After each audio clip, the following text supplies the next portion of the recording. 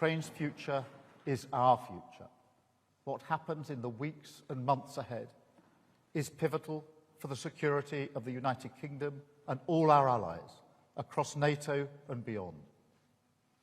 So we are determined to act now, to dial up the pressure on Putin and finally bring him to the negotiating table in good faith.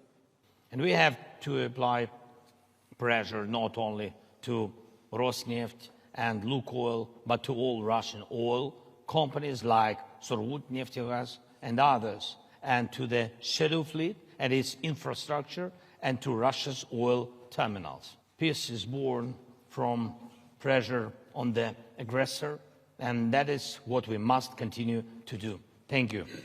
The sanctions that the US has placed against Russia's largest oil companies will starve them of revenue and significantly increase the pressure on Putin to come to the negotiating table.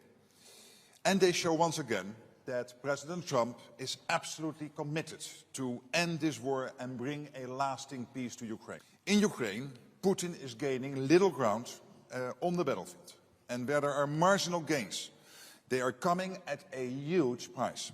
Hundreds of thousands of Russians are dying for Putin's deluded aggression. Ukraine continues defending itself bravely, and our support to them is working. The truth is that Putin is running out of money, troops and ideas. President Trump said it very well. They should stop where they are now. This week, important measures were taken in the EU and the US, and coordination for further steps we could take is necessary. First of all, on sanctions. It would be good if the EU were to copy the US-UK sanctions against Lukoil and Rosneft. We must also do more to dismantle the shadow fleet systems, and the Netherlands will take its part when it comes to the North Sea. The idea of letting Russia pay for the damages they have done in Ukraine is the only way forward. Of course, there are some technical questions that has to be answered. There are a lot of details that we have to work on, but first and foremost, this is a political decision and a political choice.